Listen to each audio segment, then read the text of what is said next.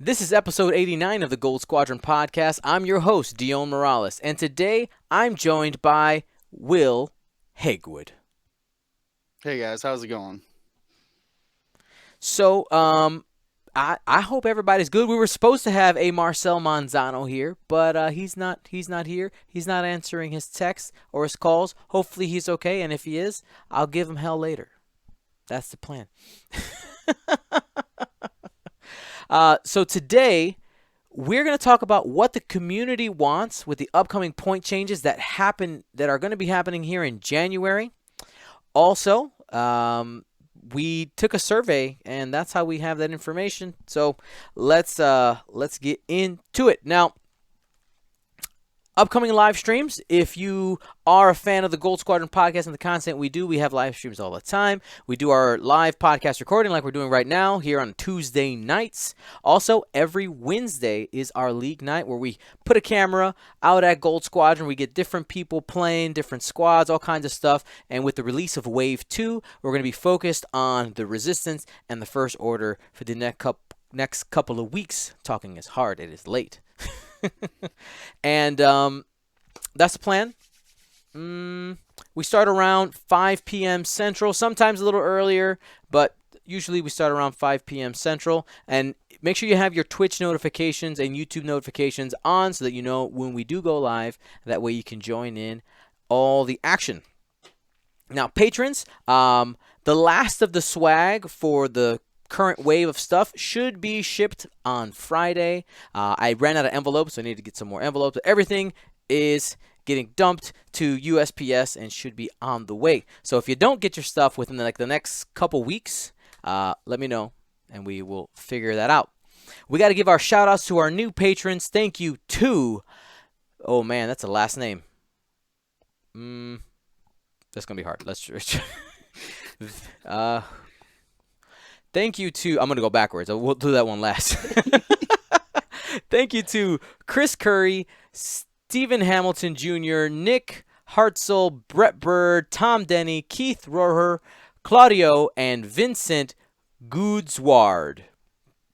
I think I nailed that. I think that's how you say that. Goodsward. That's an awesome last name.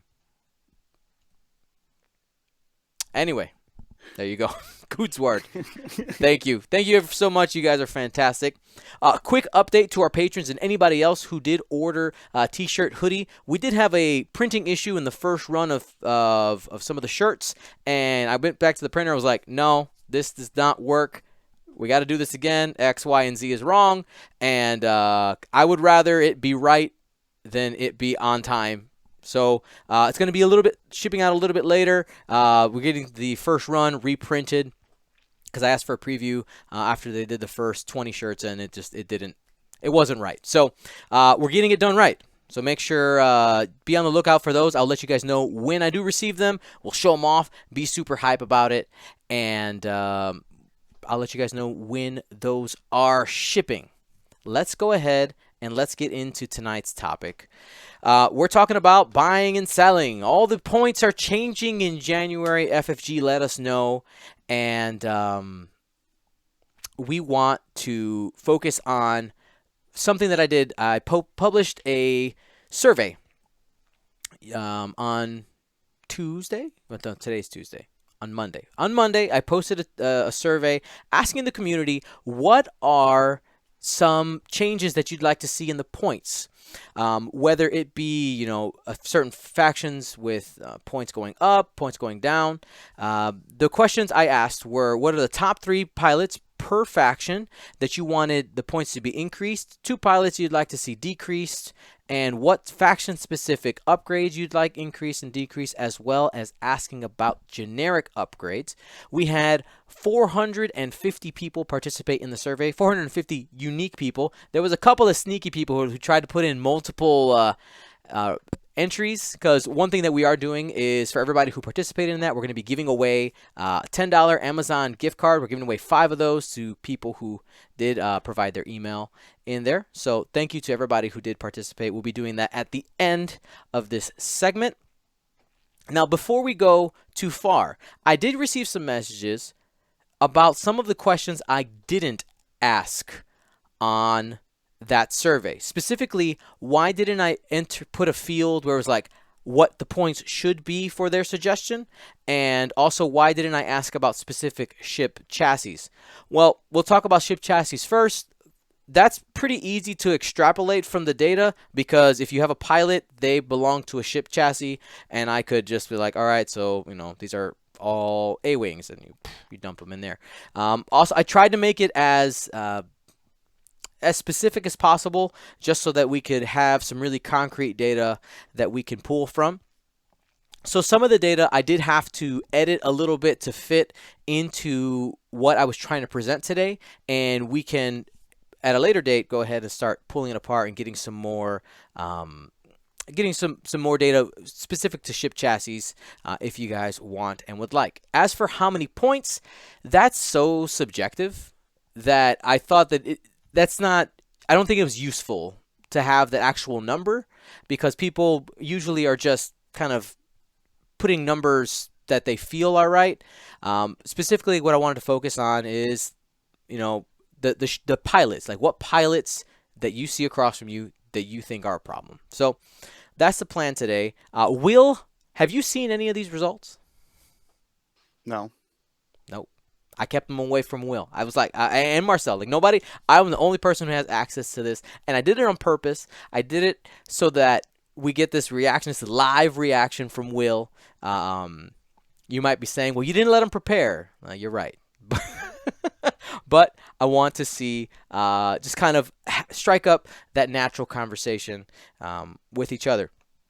So we're going to go ahead and switch views here. We're going to start with the generic upgrades. Okay, we're going to start with generic upgrades. We made some pretty graphs for you guys. Let's go ahead and switch our view. If you're watching in the video, of course, if you're listening in your car, you can't see. But don't worry, we'll read the stuff to you. Okay, so this is where we're starting here. Generic upgrades that people thought needed an increase in price. So, Will, what's our top generic upgrade that people want to go up, up, up? Proton torpedoes. They currently cost 9. Why do you think proton torpedoes? They're currently the most reliable 4-dice attack. I wouldn't say reliable. Most easily accessible 4-dice attack. And because they're generic, you can field multiples of them.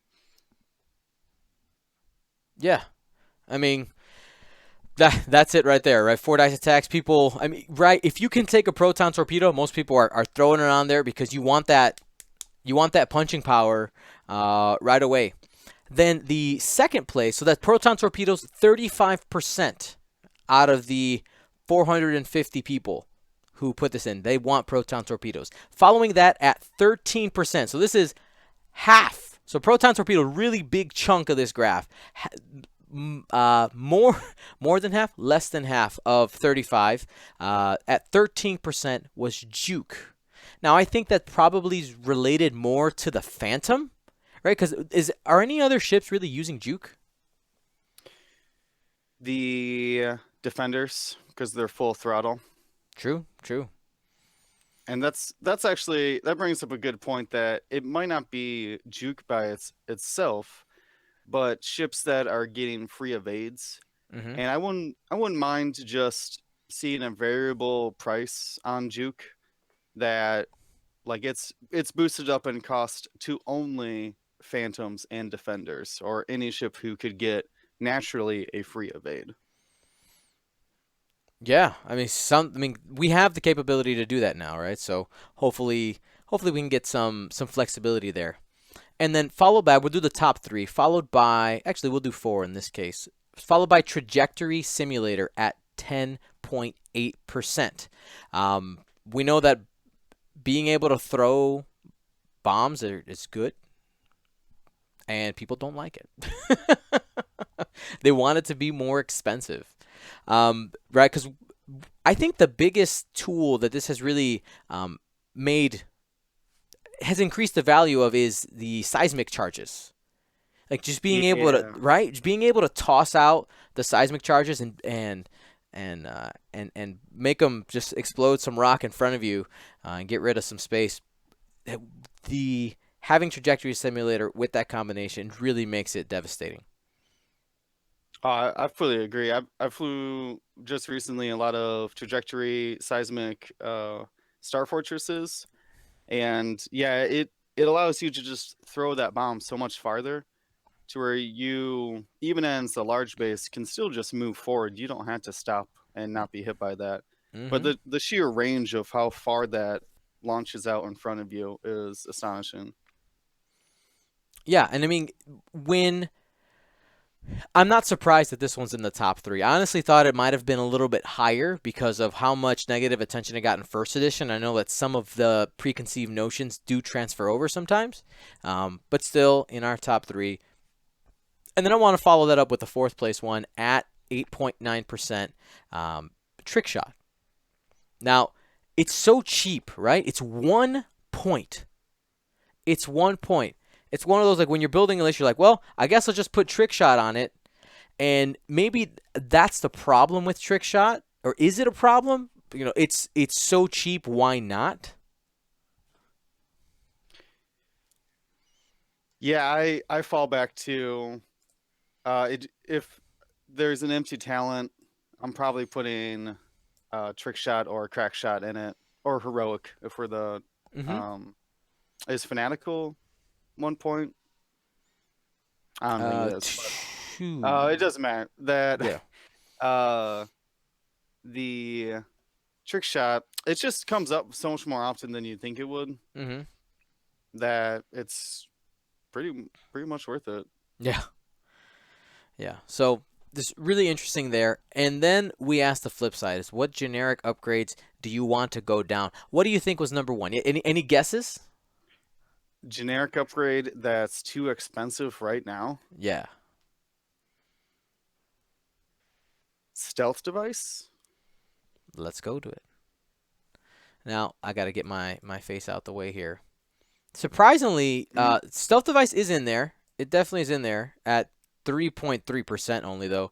But nobody really had a major chunk of the pie like proton torpedoes. Most was proton rockets at 9.2%.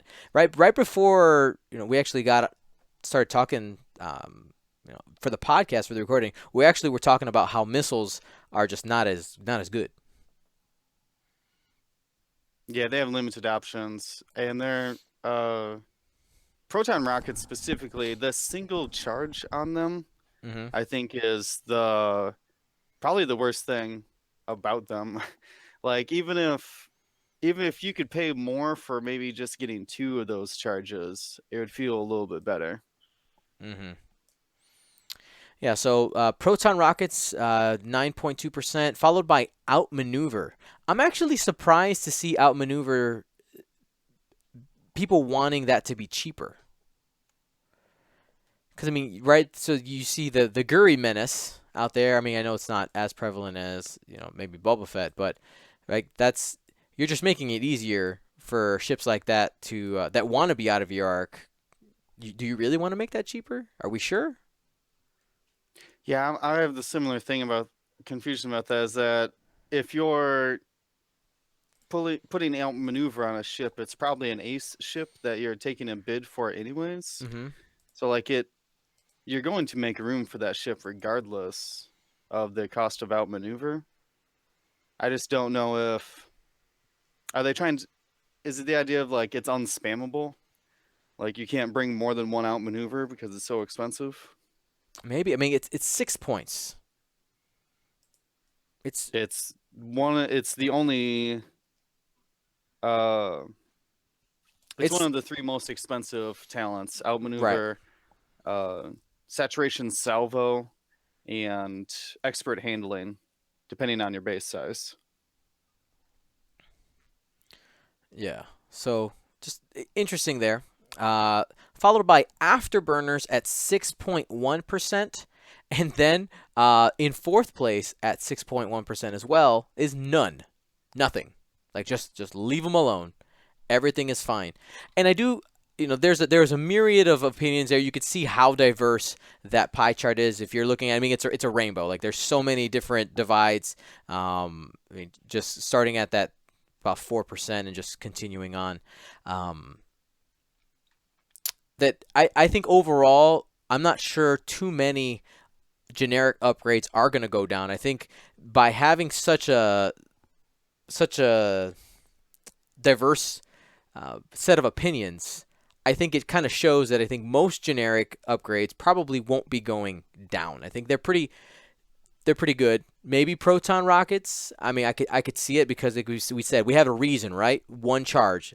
It's a very obvious reason there. It has limited utility.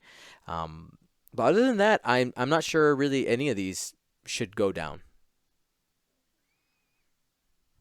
I don't know what I voted for, to be honest with you. I forget now, but actually, I think saturation salvo is just simply not seeing table time at all, Hmm. and that might be like we're not looking at that. We're looking at people's suggestions, Right. but that's I think a big indicator of if it's not even on the table, it's probably too expensive. That's very true.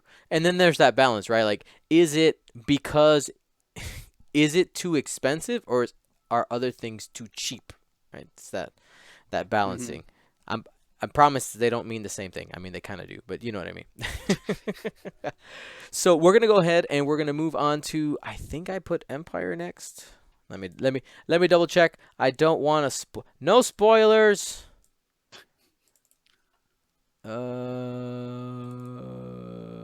Loading. Yeah, Empire. Okay. So Empire is next. Will, what's your guess for the number one ship that people want to be increased in price? Uh, Pilot, Pilot. Whisper. All right, here we go. Three, two, one. Red Line at Mm. 29.8%, followed by what you just said, Whisper at 23.1% of the vote.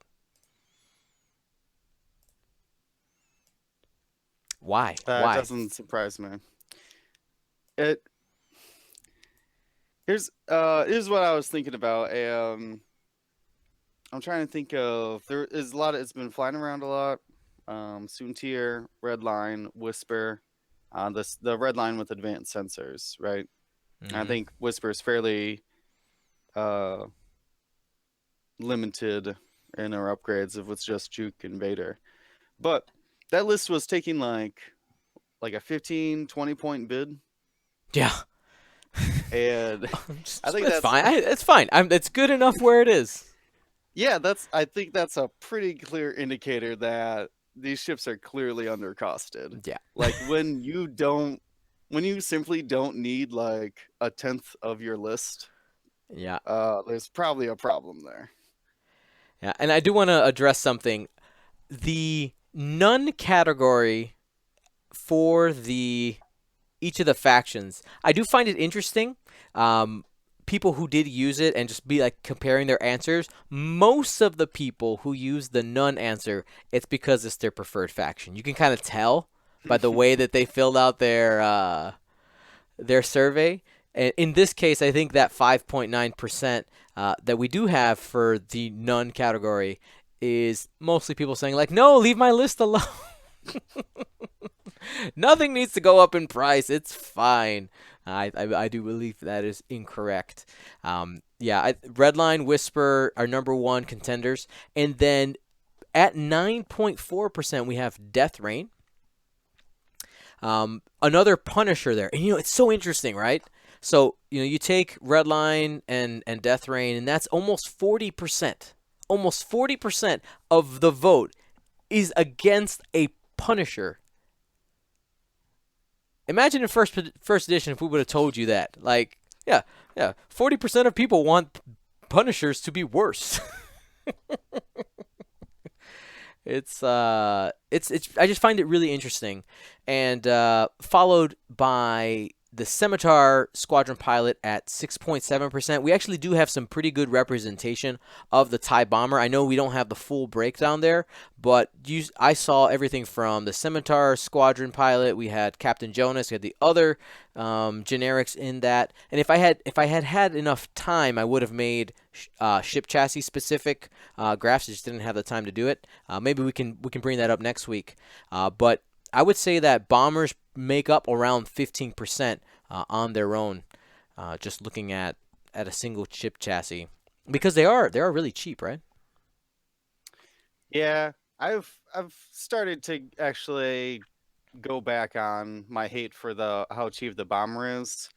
I don't think it's the single bomber. I think it's when you have just multiples of them.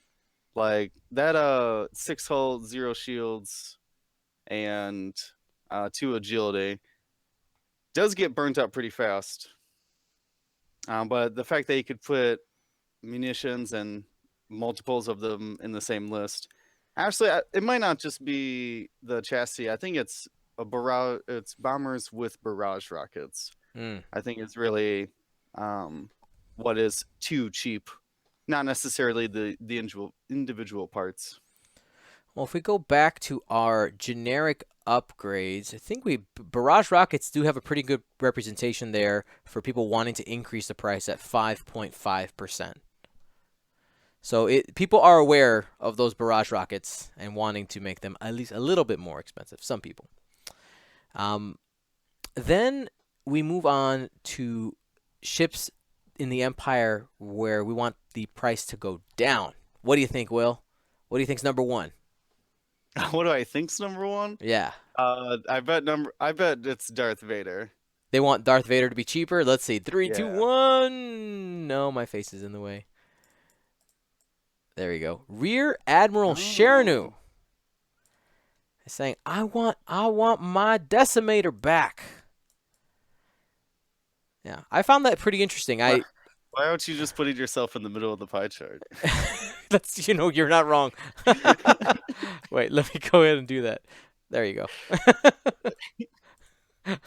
It all revolves around me. There you Alrighty. There we go. Now I don't have to move. All right. go. So, yeah, Rear Admiral Chernu, 13% of the vote. Now, if you look at the pie chart here, compared to some of the other ones that we're going to get to, this one is one of the more diverse ones with only 13% of the vote. That's still a pretty good chunk.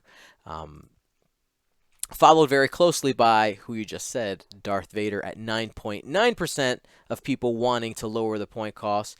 And the next one I find the most interesting is the Grand Inquisitor, 9.2%. About a tenth of people. That doesn't surprise me. He's very expensive for what he accomplishes, and I think it's just hard to load him out. I've seen a couple people trying to put hate on him, which I don't personally think is much better. He's just a hard ship to build currently. I can see why dropping him down a couple points. Yeah, I totally agree. I messed around with him a little bit, in my play testing, and the problem I had was just like for the point cost, he was just so squishy that he just died. Like you have his ability, but you only have those 2 force tokens, and you have to use it every single time. And you try to arc dodge, but with his cost, like you don't have enough points to get like an aggressive bid to be moving after a bunch of the I-5s. So it's in order for him to be effective, and I think part of the meta again, his price is definitely going to have to go down. And if we just kind of take a peek around the wheel, we have Captain Oiken, another decimator, at 3.8%. That bumps the total decimator representation to 16%. 3.4% of people said none. Don't lower any costs on the Empire. We don't want to see them. There was some pretty good representation for defenders. You see, we have Countess Ryad at 4%, Rexler Brath at 2.7%, Merrick Steele at 2.6%. I found that interesting. I don't think Merrick Steele's. Oh, sorry, he's a TIE Advance. Sorry, I'm thinking I had a first edition moment there. Whoa! Yeah, panic. Um, but yeah, seeing that people want defenders to be cheaper scares me a little bit, just a little bit, because I, they're in that place where they're still good. Like if you play against a defender, it's not easy. But if they're too cheap and you can fit like 3 of them in a list, it's a sad day. Like that is not a fun game to play. I don't think so. No, I am fairly confident that they actually made the defender, like they gave it a boost and a shield, right? Yeah. I think they did that on purpose to make sure that they wouldn't have to cost it at a third of your squad. Yep. So FFG, don't do it. Don't do it. Alrighty. And then let's go ahead and talk about Imperial specific upgrades. What upgrade do you think people said you need to smash down the cost? Like, oh my God, smash the cost. Now, it needs to be opposite of that, more expensive. It needs to be more expensive. The opposite. You're still smashing it. You're making it sad. Okay. Oh, okay. I'm gonna go with Darth Vader because I think it's getting a lot of hate from universal hate. Darth Vader. Do you have a percentage? I think Vader. Vader's the obvious choice, right? Percentage. 12.7. 12.7. 62.4%. 62.4% of people said Darth Vader. Nah, bro. We got points way up. Way up. That is like when I was doing this math, I'm going like, wait, what? That's a bit. That is huge. Yeah, that totally makes sense for me. Like this is the type of representation, like statistical representation, where if we don't see Vader, like everything else so far has been within that range of like oh yeah, hopefully, maybe, probably. This is like if there isn't a change to Darth Vader crew, it's going to be extremely surprising. I mean, it's so good. Yeah, I would easily pay like 20 points a round to just hand out damage to people one at a time. Yeah. How many points is Vader right now? 14. 14 points. So like you said, I mean, even at 20, like yeah, sure, that's fine. Works. I mean that's an exaggeration, but his ability is it's like worth more than a missile. It's worth so much, and you can use it defensively because it's the Force. Mm-hmm. Like, and it's not even the most expensive Force user for crew, which I think it blows needs my to mind. be. I think it needs to be. I think that's the benchmark. I think it's the best. I don't know what other Force card exists that's better than Vader right now. Like what has that utility? Nothing. Yeah, I mean, yeah, I fully agree. I think you should be up there. Let's get it back up to like Luke Gunner status Mm-hmm. of just this for the old casual games. The old casual games. Love it. So that's followed not closely behind, but behind Admiral Sloan at 17.3%. I'm not surprised on this one at all either. I mean, the ability to essentially have an ability that reaches to range 6, double stress people, plus giving everybody all these rerolls. It's really, really good. How good is it? I mean, it's good enough that I've been playing it in competitive X-Wing. So, like it's really good. Yeah, do you like Biggs, Hellrunner, and stress mechanics? Yep. Yes, use it. Those are all pretty good things. I fully endorse Admiral Sloan. Man, yeah, really, really good. And then this is one I was, again, surprised by the none percentage. You got at 12.6% people saying, nah, leave him alone. You selfish Imperial players, what are you doing? As you've been going through this, it might just be like someone like a scum player who's like, I don't know anything about Empire. Well, so people who said I don't know, because there was I don't knows and people who said nothing. So anybody who said I don't know, I just omitted them from the statistic. Like they're just not in here. Okay. Yeah. So this is specific people who are like specifically they shouldn't be right raised. Huh. Okay. Exactly. Now, I do see some people asking about will these point adjustments come before or after the Phoenix System Open? We have no idea. All we know that is the 100% honest to God truth. We have no idea. We were told January, and that's all we know. That's it. I'm hoping that they do it before the Phoenix System Open. Maybe that'll be like Happy New Year, new points. Maybe that's what we'll get. But as of right now, Uh, we know nothing. yeah, I wouldn't be holding your breath at uh like New Year's Day for points. I'm sure it's gonna be like, is there a legal thing? I remember in first edition they had like ships would only be legal. We have Um, 14 days. For rules, there that doesn't exist because they can predate and post date the FAQ changes and the points changes. So essentially, it's yeah, whatever they want. yeah. I'm trying to remember of the trajectory emergency nerf Yep. FAQ. Do you remember the details on that? I thought they did that. They posted that one to be immediately in effect. Yeah. Is that right? There's been at least one in first edition where it was predated, like they Really? released and it was like a week before, which I found really interesting. I don't remember where Um, that was, but I remember having a conversation with a buddy. Oh, it was with Darwin Schaefer, one of our okay. guys, Nine Dice Darwin, where he had beat me using a combo that became illegal like the week after, but the FAQ was dated the week before we had played. So I was like, that loss never happened. It was a good joke, good poking fun with friends there. Alrighty, so somebody in the chat says the morning of. There you go, panic. Alrighty, Imperial upgrades that people want the cost to be lowered. Any guesses here? Lower the price on. Empire upgrades. Yeah. I was actually struggling with this one personally. Um, I'm not quite sure.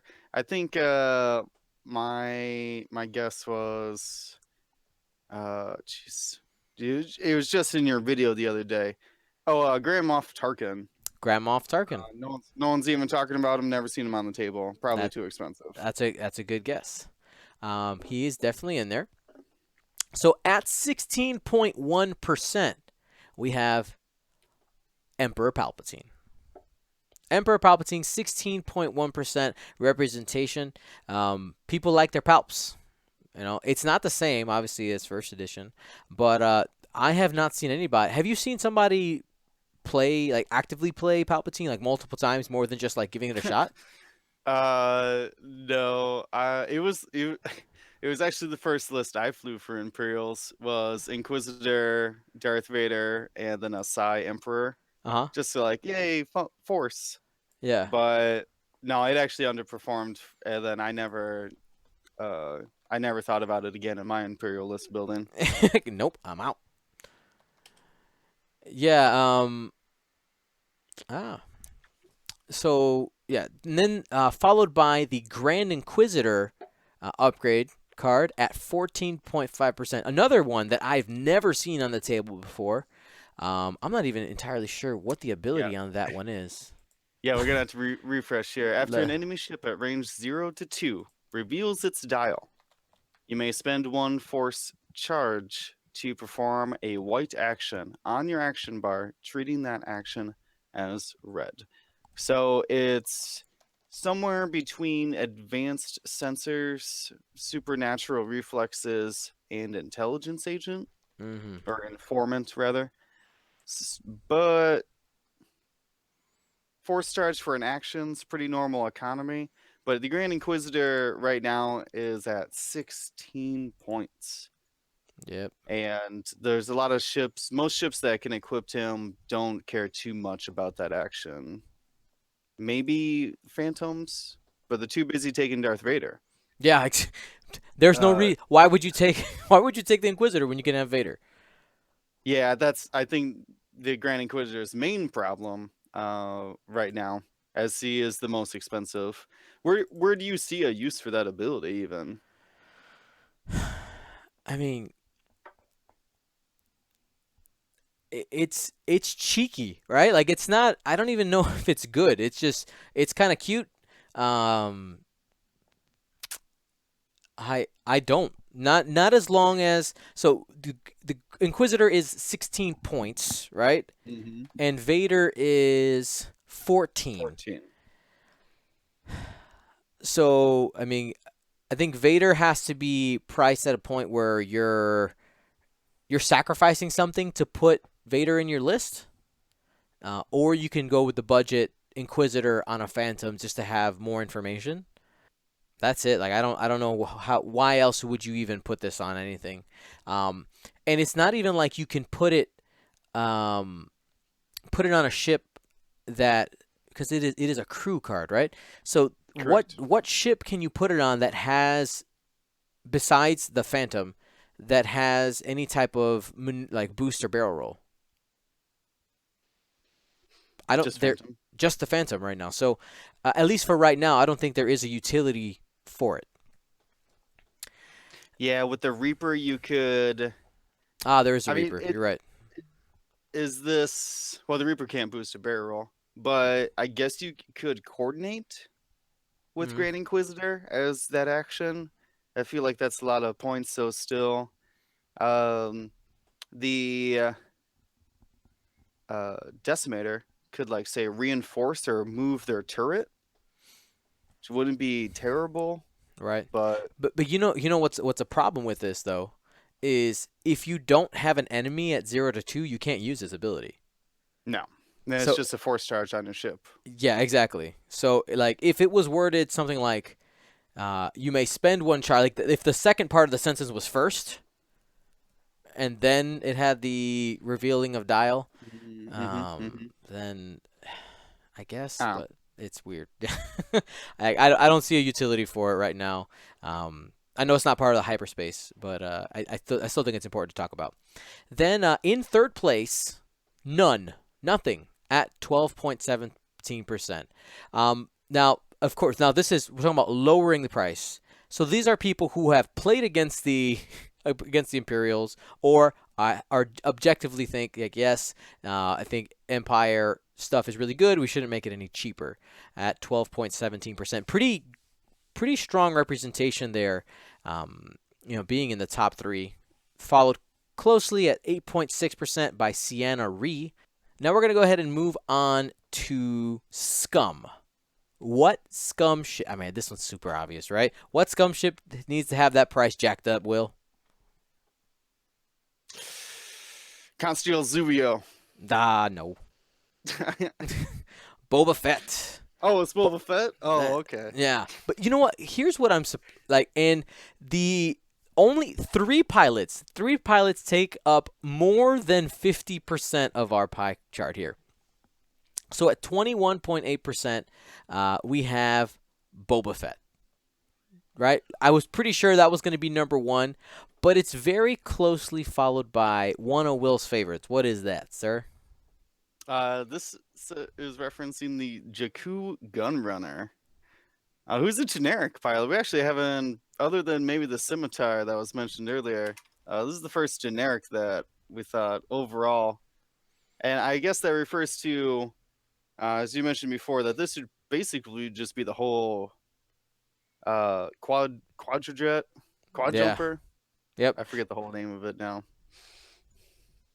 Yeah, there are some of those smaller slices over there. One of them is Unkar Plut, which had a pretty decent. I think it was sitting at like 2-ish%. Sure. To bump it pretty much even with Boba Fett.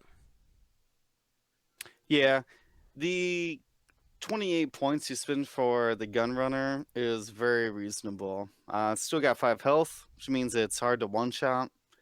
Uh, I mean, it might die in the second shot, but that's fine. That automatic tractor beam, I mean, could go on with them. And uh, I think I think what makes them that their price should go up is that no one's, for the most part, putting any upgrades on these things. They're perfectly fine naked, Yep. which means that because the chassis is getting so much value, there's no reason to dilute that value with additional things. Yeah, like people are talking about like, oh, you could put pattern analyzer on it. Well, like, why? I mean, you can. That gives you the red barrel roll after you back up, which is cool. It gives you some options, but just keep them cheap. Like I don't see a squad where like I have to have pattern analyzer to win a game. You know what I mean? No, it's actually really hard to tractor beam while using pattern analyzer as well. Yeah. So that's the thought there. What's next? We got Paylab Gadali in the Hawk 290. Paylab's 38, but we can just say 50 because he probably has the Moldy Crow title on him. Yeah. But yeah, steals your tokens, has 180-degree arc. I mean, what else can you say? That He's ship's good. very good. Absolutely. I mean, he's a quarter of your squad that if you ignore it, it wrecks you so hard. So basically, what I find really interesting here is those top three pilots right there. That's a list, right? Right? Yeah. Like you take Boba Fett, two quad jumpers, and Paylab. Ta-da! That's a list right there. Yep. People not liking those three. Um, they have been really successful. They've made a lot of the cuts and have won some things. So, um, Scum, good representation there. Closely followed at six, not even close, not saying closely, just followed by Forlom at 6.8%, None at 6.6%.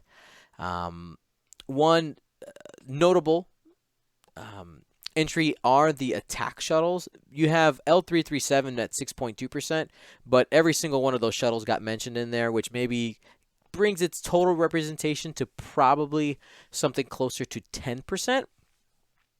But just keep because of how cheap those shuttles are with that coordinate action, it's really good. So just something to note there. Now, scum pilots that need to go down. Who are we selling? Any guesses? Ooh, I had a good one. And now I can't. Now I can't think of it. It was Sresaru.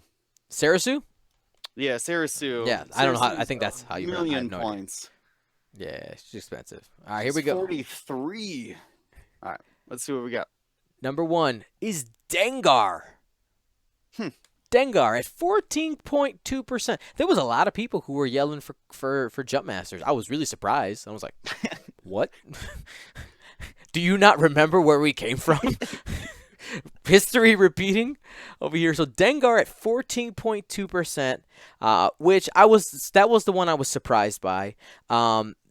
Actually closely followed by at 14.1%, Asajj Ventress. That one makes sense to me because besides Marcel playing at the Gold Squadron Classic, I have not seen Asajj on the table at all. I saw someone trying out a hate Asajj. That looked pretty cool. But no, I think a lot of people who were using these two pilots specifically, Dengar and Asajj, they were using them because they were abusive in first edition. And now that they're more or less on par with all the other ships, Mm-hmm. that they're not getting played as much. I do think that they did go a little conservative on them. I do fully agree with both of those assessments. You can keep going. For the next slice of the pie Mhm. is none. They didn't want any scum lowered. Yeah, No. nothing there. And then just a couple notable ones here in about the same range from 6 to 4%. You got Bosk at 6.5%. People wanting to lower the price. I was surprised with Fen Rao, 6.3. It was a I mean, it's a lot pretty more good chunk. expensive than all the other protectorates. That's true, but I mean his ability is baller. Like, do you really want a cheaper Fen Rao floating around? I don't know. I don't. Ever He shows up in enough lists as it is. 6.3 93% of people want Fen Rao to be cheaper, except for when he's at range 1 pointing at you. Yeah. And then one I did want to talk about here, 5.4% IG-88s, the A through D. People just want to play robots. They feel like it's not competitive right now. 5.4%.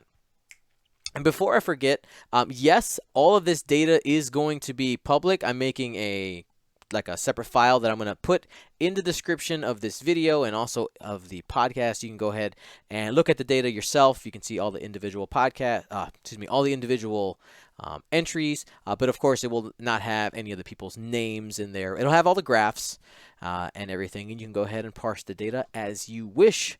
Have some fun with that. Alrighty, let's go ahead and get into scum upgrades. What scum upgrade do you think needs to go up, up, up? I had a really tough time with this one as well. I don't know. Lats? Han Oh, yeah. Solo. Oh, yeah, I forgot about that. 62.4%. People said Han Solo priced way up. I mean, just holy cow. Holy cow. I mean, yes, it's super, super good. I mean, just being able to have those passive mods, you just turn it on and off whenever you feel like it. You're like, nah, I don't know, maybe. But then the fact that its point cost is only 4, I think that's ridiculous. It's pushed the limit for 4 points. Two second edition, first edition points if you want to do your division back to first edition. Like, really? FFG, really? I think it's a big mistake. 62.4%. Yeah, I got a lot of things to say about what comes in the Lando's Falcon. Oh yeah. And I feel like they were really wanted to sell those Lando Falcons. Hey, look, I know you own several Falcons, but this one is blue and gray, has this really cool thing that comes out the front, and all the cards in it are really good. Yeah, I mean, I'm sure it was successful. I'm sure they sold a bunch of these.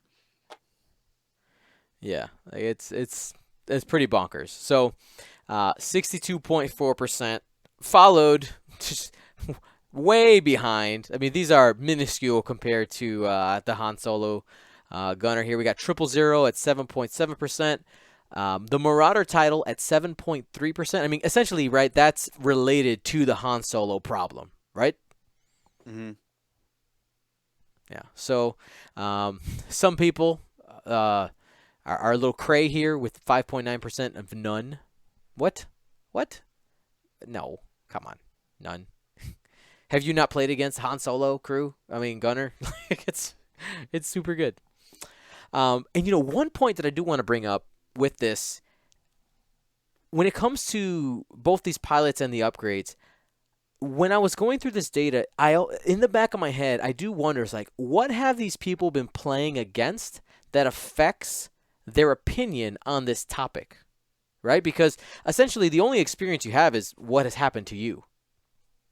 So, if you have never played against, the Red Line Soontir Whisper, maybe you didn't put any of those when it came to the Empire, right? Or if you've never played against Darth Vader crew, or you've never played against Han Solo gunner. It's just interesting, life experience can definitely shade the way you think. And I do think it's really cool when we see these just statistical, just like this needs to change. So FFG, you're on notice, 62.4%. I like how Boba Fett can take all of these upgrades on this list. Wouldn't that be convenient? Yep. Oh, Boba. All right, so any scum upgrades, they need the price to go down. What do you think? Number one, price going down. I will tell you that going into this one, I was like, I have no idea what the winner of this one's going to be. The Maul, I guess. He's just really expensive. That's all I know about him. Yeah. Maul, Oh, okay. 17.2%, biggest chunk. This graph is way more diverse than any of the other ones we've had in Scum. I mean, followed by 17% of none, which I agree.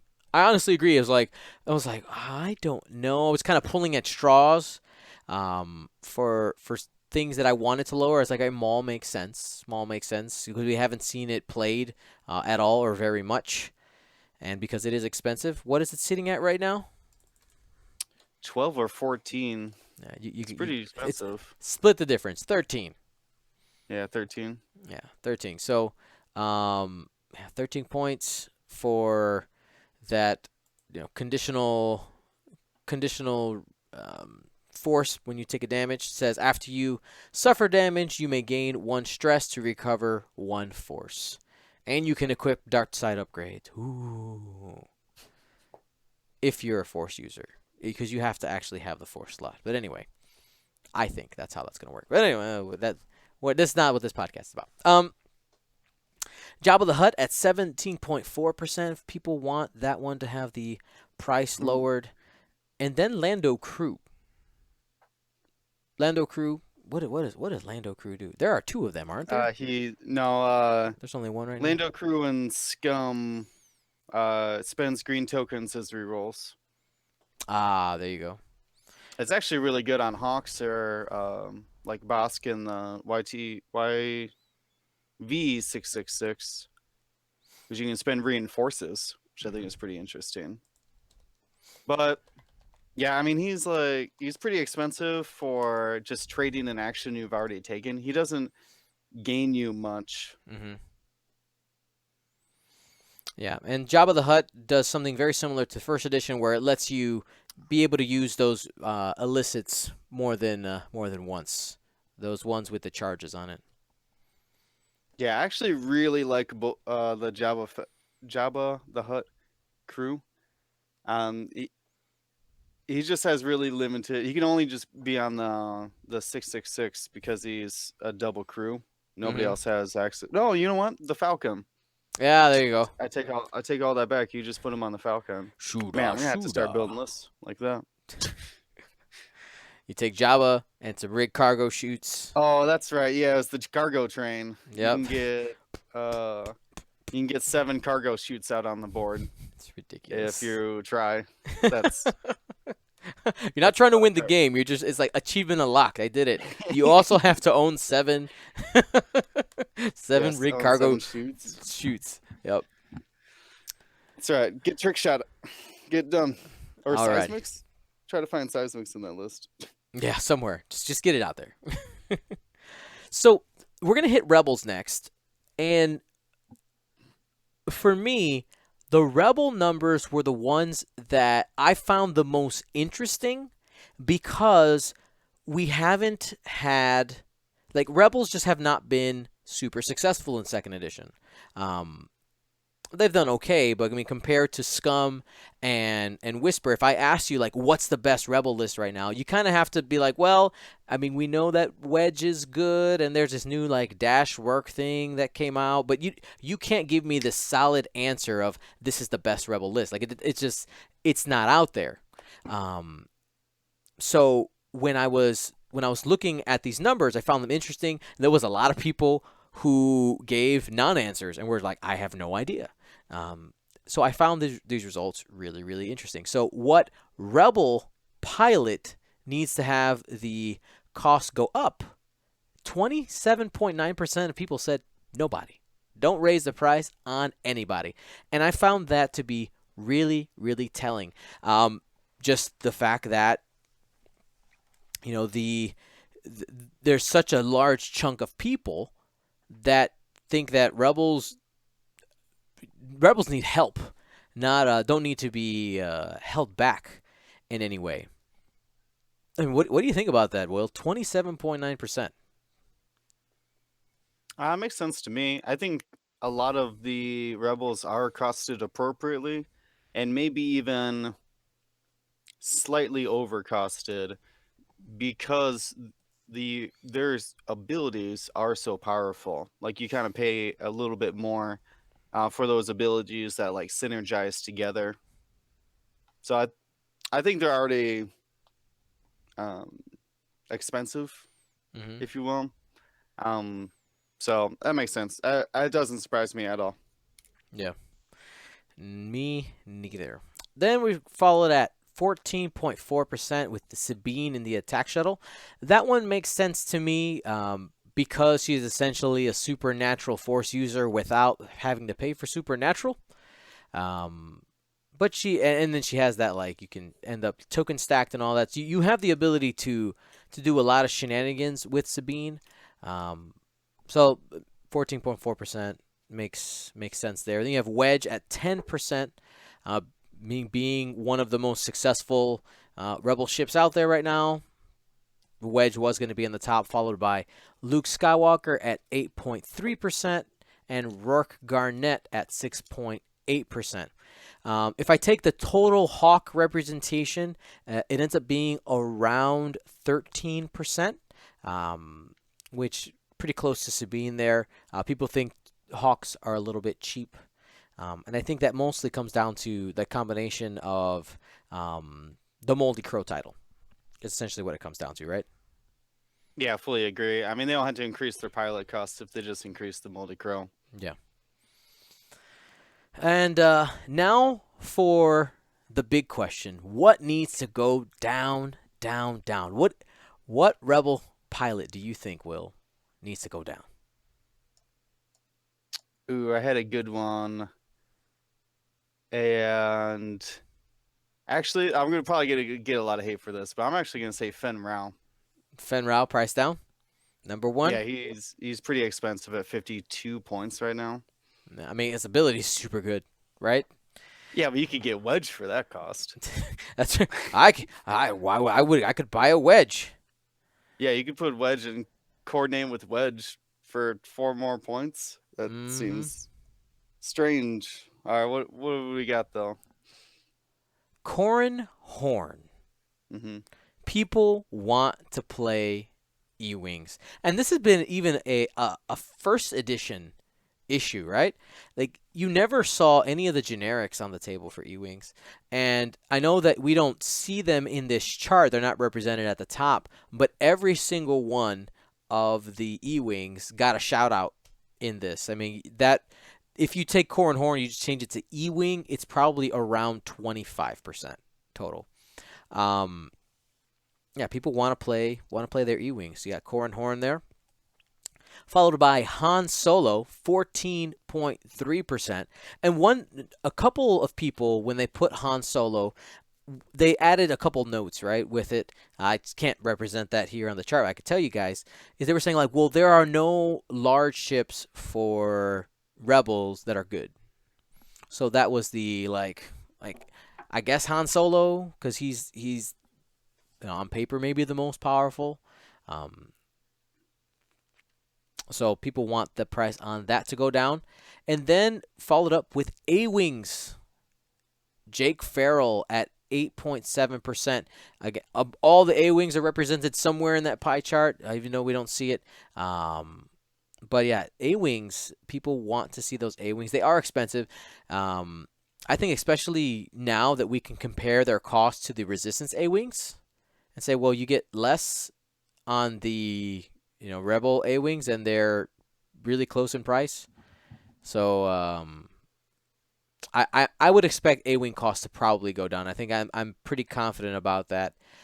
E-Wings, do you think are they scared of lowering the E-Wings? I mean, they gave it a lot of good abilities to like justify that it's more expensive. I I think it has the problem of just it's a comparison to the standard X-wing, right? Where you have the standouts Luke, Wedge, Thane, Biggs, Garvin even, and they do their job just fine at such a lower price point that the better chassis of the E-wing has to overshadow them by so far. And I just don't think that the E-wings are uh, as good as that price increase is making them should be. Does that Mm-hmm. make sense? Yeah. So I know the comparison was right. The Defender and the E-wing, they were like the two super chassis for Empire and Rebels. So they would get all these really cool toys, but the price is going to go up. But the value that you get out of the Defender compared to the E-wing, I mean, you get way more out of the Defender when you compare it to Yeah. what it can do Oh, and its brethren in the arsenal. yeah, man. If Ewings could get free evades every round, I'm in. Yeah. Like then we're totally fine. But yeah, the long range locking is a little weird. There's a lot of ways to utilize it, but it's a little weird. And Corn, I think the reason Corn Horn is expensive or has been chosen here is might actually be in addition to his ability. You're still paying about the same cost for his ability, even though it's significantly reduced because you're limited to just the bullseye. Mm-hmm. And Yes. and there's no R2D2 anymore. So I think kind of factors into how the E-Wings and Corn Horn was surviving previously. So they they're not adapting well to second edition, whereas I think the X-Wings are. And an insult to injury for Corran Horn. In the EU he was a Force user, and Hmm. no Force on him. So they're just like, you know what, Corran Horn, you don't even get to play. You're expensive. No Force for you. You get nothing. Yeah, I would expect prices on E-wings to come down at least a little bit. Um, Do I have a quick interjection on that yep. before as we're wrapping up here. Do you think that the extended ships are going to be more or less likely to be changed as far as points than hyperspace? That is a good question, and it is exactly how we were going to round out our discussion. Oh, So yeah. let's hold that. Let's hold that. We'll Okay, be back. let's keep That's a that in tease. mind. That's a tease. Or Okay, you see, or you could we're fast we're forward. always on the same page, Dion. That's connected. Alrighty. So let's talk about Rebel only upgrades. What Rebel upgrade needs its price raised? We know the I was pilots. People were like none, nothing. What about upgrade cards? I was actually struggling to think of just a unique Rebel upgrade personally.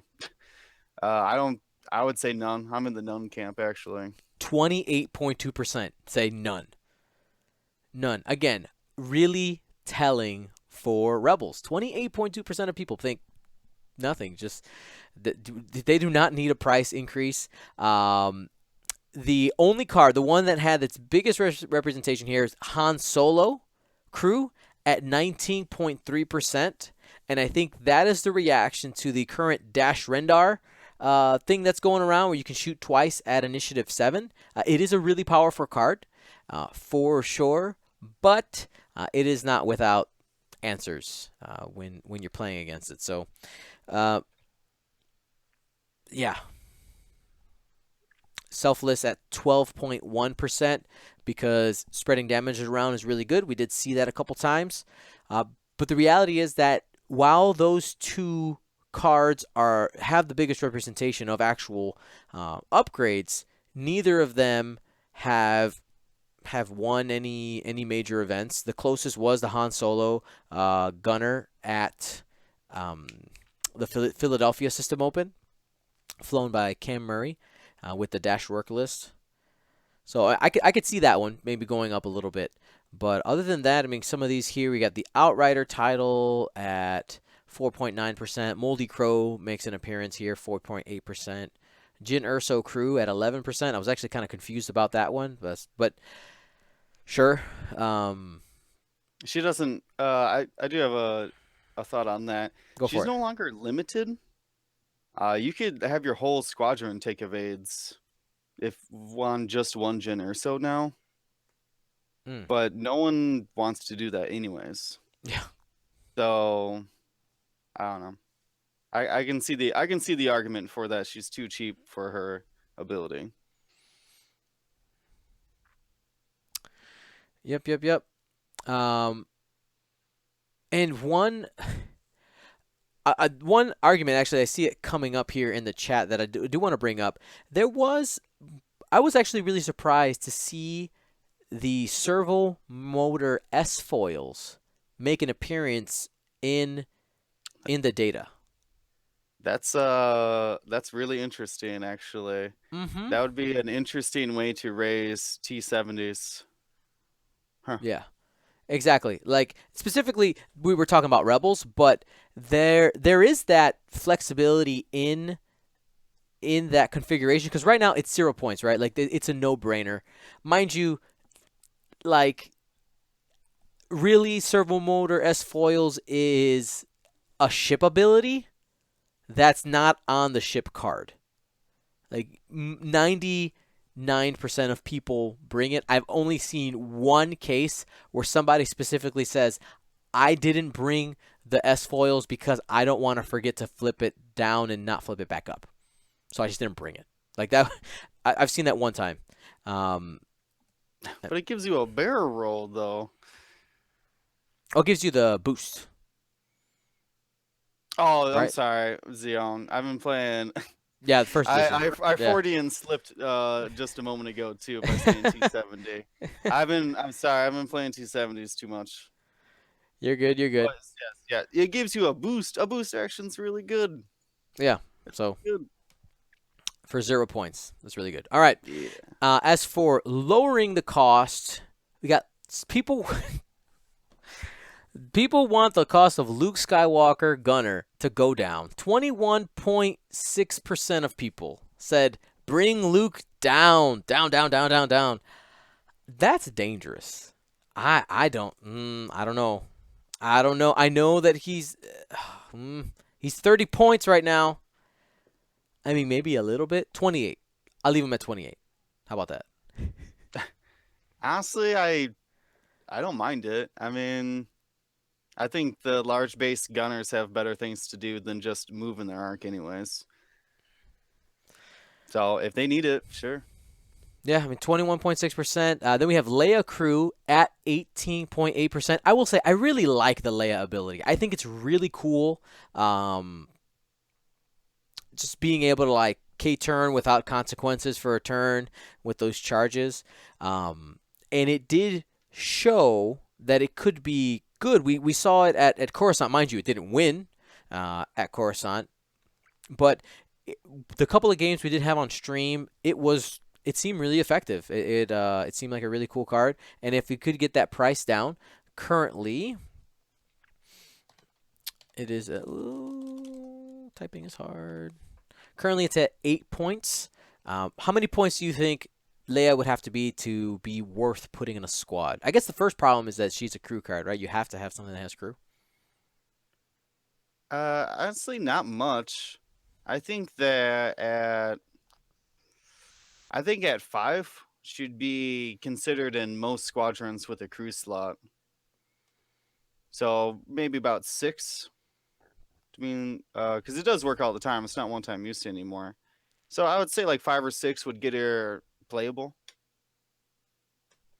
Because I'm in the same boat as you. As like I never even thought about, like I never thought about putting Leia into a list into a Coruscant. Mm-hmm. And yeah, she works. I mean, when you can get her for free, I guess. Yeah, But free. that helps. But so no, I think it's really good. I would like to see more of her. I mean, she's an iconic character. Yeah, for sure. Maybe we'll see her in a Naboo starfighter. Actually, that would have to be That a doesn't rebel. make- So in a comic book, you see Leia flying a Naboo starfighter for the rebellion. So maybe we'll get that in the future. Who knows? And maybe she'll be good. Then at 10.9%, people said none for lowering the cost for rebel cards. Okay, people. I don't really understand that none. That felt like I don't play rebels or I don't like rebels, so I'm gonna say none here. Like forget them. Then 8.6% Ezra Bridger. I have not seen anybody put Ezra Bridger Gunner on a ship. The gunner. Yeah. The gunner is not good. All right. So let's go ahead. I'll go ahead and pull it up here so we can read it. So Ezra Bridger, 18 points. 18 points. Uh, Rebel Gunner, it says, after you perform a primary attack, you may spend one force to perform a bonus turret attack from a turret arc that you have not attacked from this round. If you do and you are stressed, you may re-roll one attack die. So I think the problem here is why, if you have a turret and you have a gunner slot, why not just take Han Solo Gunner, which lets you also fire a bonus attack and it's way cheaper, right? So it's just, I mean, Yeah, what do you think? I don't know. I'm in the same boat that it reads almost word for word for veteran turret gunner, which Mm-hmm. is 10 points cheaper. So and like you said, Han Solo also gives you an additional shot. So you're paying a lot more for. I mean, you do get a force, which is pretty fair, Mm-hmm. and conditional ability, which. But I I think the problem in general is that other than the Dash Han combination, we just haven't been seeing large base ships Mm-hmm. or any ship for that point in the Rebels who are utilizing gunner slots. Yep. There's no Rebel Gunner action going on besides the Han one on Dash, really. Um, yeah. So and that's everything. We're back to the beginning there. Um, so we'll go ahead and switch back here. So we went through all of those, and I think kind of here's the synopsis, the conclusion for everything. I think that they're definitely for every faction. Maybe not even every faction. For rebels, excuse me, for words are hard. For scum and empire, there are some very obvious things that are sticking out. We had the Vader crew. We had Redline Whisper, just huge percentage. We had proton torpedoes in the generics. Boba Fett for scum. I mean, there are some of these things that are really sticking out, and the hope is like that's the whole purpose of second edition, right? And my hope is that in January, what I want to do is compare what happens to this data. I mean, it's not an insignificant chunk of data. 450 people gave their opinion here. And these are people who are active in the X-Wing community, who come from a lot of different backgrounds, whether it be casual or competitive play. And just I want to see how this lines up. How close did we get as a community to what actually will happen? So Will, what do you think? What would happen if something like Vader Crew isn't addressed? Like, let's start a little speculation here. A little speculation. Mm, Well, let's put on our tinfoil hats. well, it the Vader example reminds me of the Hawk Moldy Crow example. That sometimes it's not all of the pieces of the puzzle, but it's uh, the kind of the sum of the parts. That makes sense. Mm-hmm. So that uh, if, say, Darth Vader isn't increased, but lambdas, whisper, basically things that could take that Darth Vader crew do increase in points.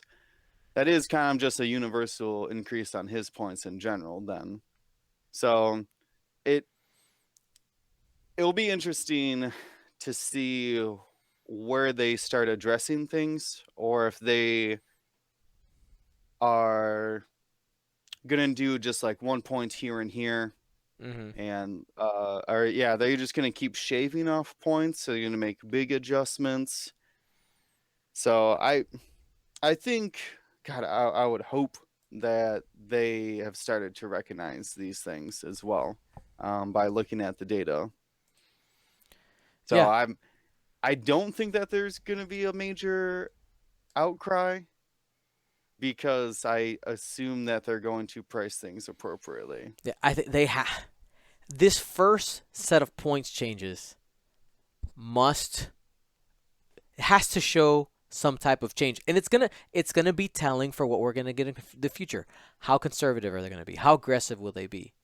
Will they actually address the things that have problems? Like these are all questions that we have, and we can't make assumptions yet because we literally have no idea. So we'll see what happens there. Um, thank you Oh, to.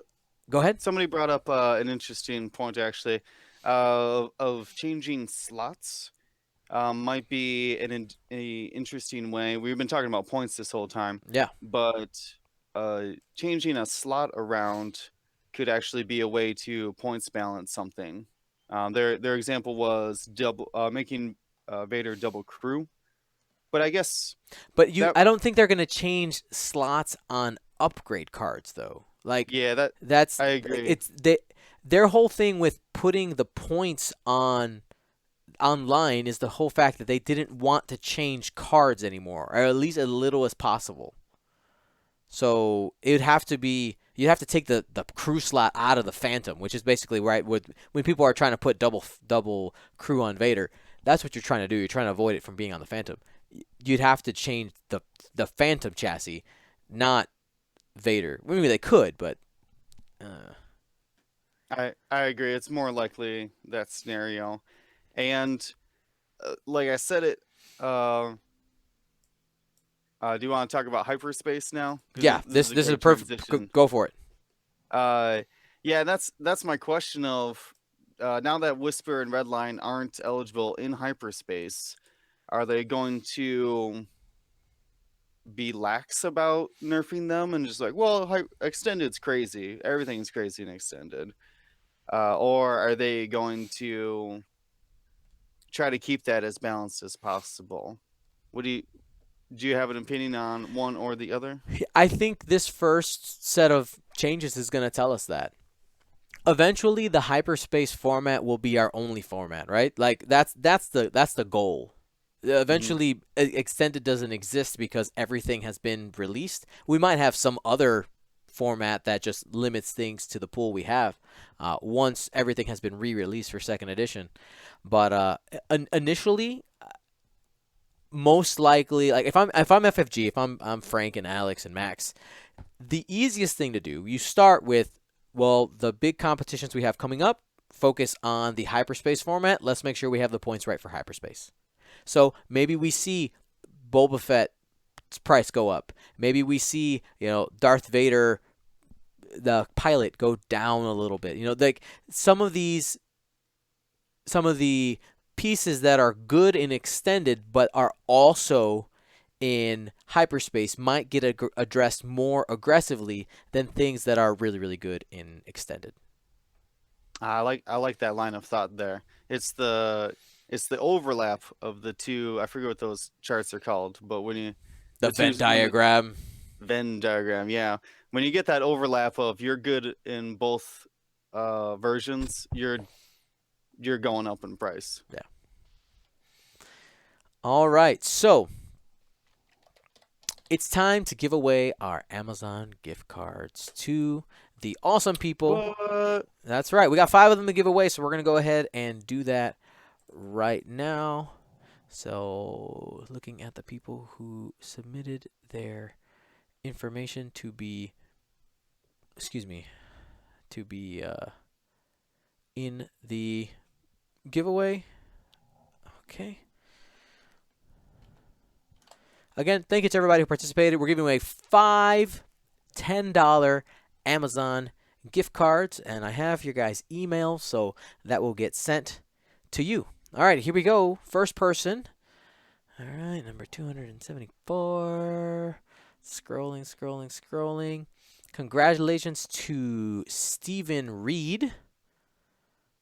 Congrats. Let's go ahead and highlight your name in my chart. Well, I don't have to see myself. We're going to go ahead and just do this and make you red so I know that I send that to you.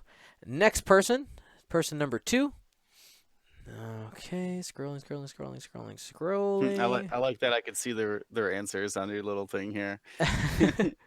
I agreed with Steven, so thank you, Steven, for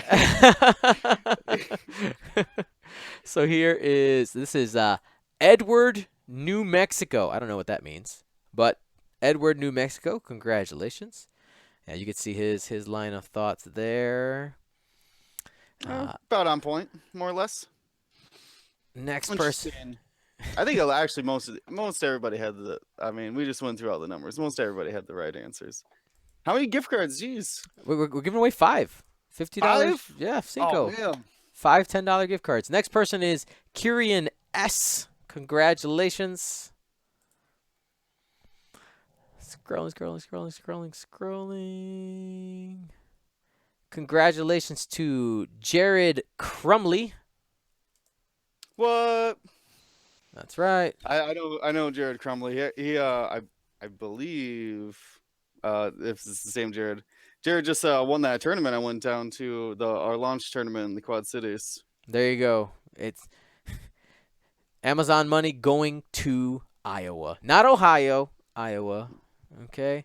And our last winner here is Jacob Boone.